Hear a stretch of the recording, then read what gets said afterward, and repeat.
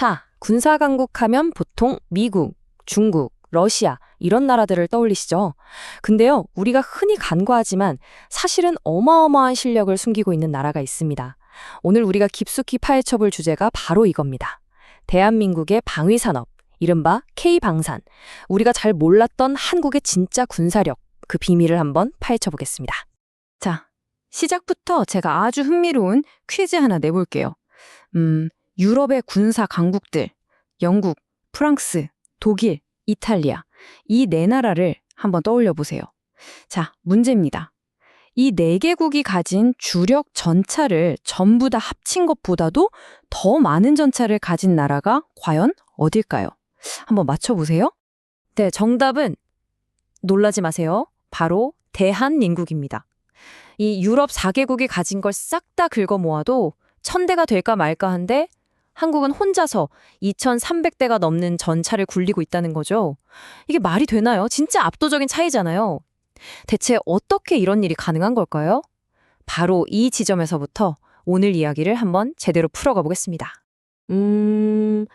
그 해답을 찾으려면요. 한국이 처한 아주 특별하고 또 뭐랄까 늘 긴장감이 팽팽한 그 상황을 들여다봐야 합니다. 바로 70년 넘게 계속되고 있는 아직 끝나지 않은 전쟁이죠. 자, 한번 상상해 보세요. 냉전이 끝났습니다. 서방 세계는 이제 평화 배당금을 누릴 시간이라면서 국방비를 막 줄이고 무기 공장 문도 닫기 시작했어요. 근데 바로 그때 대한민국은 완전히 다른 길을 가고 있었습니다. 1953년에 휴전한 이후로 단 하루도 평화를 만끽할 수가 없었거든요. 항상 언제나 준비된 상태여야만 했죠. 그 결과가 뭔지 아세요? 다른 나라들 방위산업이 멈춰설 때 한국은 오히려 홀로 살아남는 법을 터득하면서 더 강하게 성장했던 겁니다. 여기에 딱 맞는 말이 있네요. 유럽이 탱크를 와인과 치즈로 바꿀 때 한국은 계속 전쟁을 준비했다. 와, 진짜 모든 걸 보여주는 문장이죠. 유럽이 평화라는 달콤함에 취해 있을 때 한국한테 평화 배당금 같은 건 글쎄요, 그야말로 사치였던 거죠. 근데 아이러니하게도 바로 그 끊임없는 위협이 K방산을 이렇게나 날카롭게 갈고 닦게 만든 진짜 힘이 된 겁니다. 자, 그러면 도대체 K방산의 성공 공식이 뭘까요? 지금부터 그 엄청난 성장의 핵심 비결 딱 3가지를 하나씩 짚어보겠습니다. 40km, 이게 무슨 숫자냐면요. 휴전선에서 무려 2천만 명이 사는 수도 서울까지 거리입니다. 정말 너무 짧죠. 이 짧은 거리가 대한민국에게는 하나의 숙명 같은 거였어요. 선택의 여지가 없었던 거죠. 무조건 압도적인 화력을 가져야만 한다는. 서울이 뚫리면 그냥 다 끝난다. 이런 절박함이 있었던 거예요. 그러다 보니까 한국군은 육방부, 심지어 포방부라는 별명이 생길 정도로 지상 화력에 올인하게 된 겁니다. 세계 최고 수준의 K9 자주포는 물론이고요. 진짜 어마어마한 포병 전력, 그리고 수천 대의 전차 부대까지. 목표는 딱 하나입니다. 적이 수도권에 발을 들여놓기 전에 그냥 완전히 가루로 만들어버리는 거죠. 두 번째 비결은요. 전 세계 어디에서도 찾아보기 힘든 아주 독특한 산업 구조에 있습니다. 포항에서 강철 만들고 바로 옆 울산, 거제에서 배 만들고 또 조금만 가면 구미에서 최첨단 전자기기를 만들어요. 이 모든 게 차로 몇 시간이면 다 연결된다는 거죠. 복잡한 무기를 만드는 데 필요한 모든 부품 공장이 그냥 한 동네에 다 모여 있는 거나 마찬가지예요. 그러니까 엄청나게 복잡한 무기도 믿을 수 없을 만큼 빠르고 또 효율적으로 팍팍 찍어낼 수 있는 겁니다. 이것도 K방산만 가진 진짜 강력한 무기죠. 그리고 마지막 3번째 성공 공식은 바로 가성비입니다. 압도적인 가성비요. 한국의 중거리 지대공 미사일 천공-2랑 미국의 패트리엇 시스템을 한번 비교해보면요. 이게 확 와닿으실 거예요. 성능은 비슷한데, 아니 어떨 땐 더 좋은데, 가격은 훨씬 싸고 물건은 또 엄청나게 빨리 만들어줘요. 심지어 기술 이전까지 해준다고 하니까 이건 뭐 안 살 이유가 없는 거죠. 이 그래프 한번 보세요. 차이가 그냥 한눈에 들어오죠. 패트리엇 요격 미사일 한 발이 50억 원이 넘는데 천궁2는 15억 원 정도밖에 안 해요. 거의 뭐 3분의 1 가격인 셈이죠. 최고의 성능을 가장 합리적인 가격에 딱 제공한다.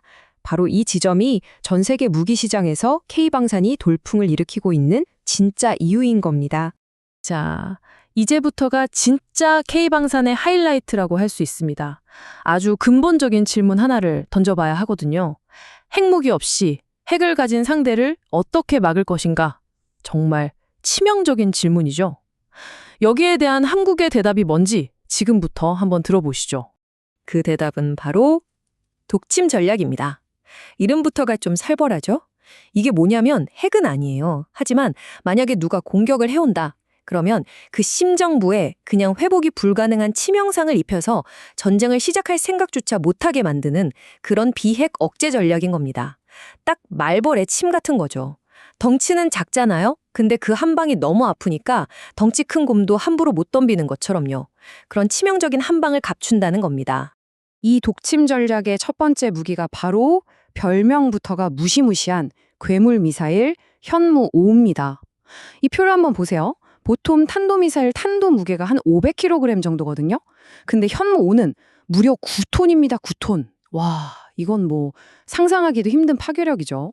이 괴물 미사일이요, 땅속 액미터보다 더 깊이 파고 들어갈 수 있다고 해요. 단단한 안반으로 만든 적 지휘부 벙커 같은 곳을 그냥 한 방에 날려버리려고 만든 그야말로 원샷 원킬용 전략 무기인 셈이죠. 두 번째 독침은 깊은 바닷속에 숨어있는 조용한 암살자, 바로 잠수함입니다. 예전에는 그냥 적의 배나 잡는 헌터 킬러 정도의 역할이었거든요. 근데 이제는 완전히 달라졌어요. 도산 안창호급 잠수함이 나오면서 SLBM, 그러니까 잠수함에서 탄도미사일을 쏠 수 있는 전략적인 플랫폼으로 거듭난 거죠. 이게 무슨 뜻이냐면 설령 먼저 공격을 당하더라도 살아남아서 반드시 보복할 수 있는 무시무시한 제2격 능력을 갖추게 됐다는 겁니다. 특히 한국의 동해는 수심이 깊고 물살이 복잡해서 잠수함들의 천국이라고 불릴 정도예요. 한번 물속으로 들어가 버리면 이건 뭐 찾는 게 거의 불가능에 가깝다는 거죠. 바로 이런 지리적인 이점 때문에 한국 잠수함의 보복 공격은 적에게 그냥 악몽 그 자체, 아주 현실적인 공포가 되는 겁니다. 자, 이렇게 여러 조각들을 다 맞춰보면 그림이 완성됩니다. 대한민국은 이제 그 누구도 함부로 무시할 수 없는 동북아의 새로운 군사 강국으로 완전히 자리매김한 거죠. 이건 그냥 저희가 하는 얘기가 아니고요. 글로벌 파이어파워 같은 공신력 있는 기관들이 매년 발표하는 순위를 보면 한국은 늘 세계 5, 6위권에 이름을 올리고 있습니다. 이게 단순히 숫자 노름이 아니라 이제는 진짜 세계 최강국들과 어깨를 나란히 하는 수준까지 올라왔다는 아주 명백한 증거인 셈이죠. 자, 한번 정리해 볼까요? 압도적인 재래식 화력, 뭐든지 스스로 만들어내는 방위산업, 핵 없이도 상대를 억제할 수 있는 강력한 한방, 여기에 세계 3위 규모의 해병대까지. 이게 바로 21세기 대한민국 군사력의 진짜 모습입니다. 대한민국의 이 독침은요, 지금 이 순간에도 계속해서 더 날카로워지고 있습니다. 자, 그렇다면 이렇게 새롭게 떠오르는 군사강국의 존재가 세계에서 가장 예측 불가능한 지역 중 하나인 이 동북아의 힘의 균형을 앞으로 어떻게 바꿔놓게 될까요? 생각해 볼 만한 질문이죠.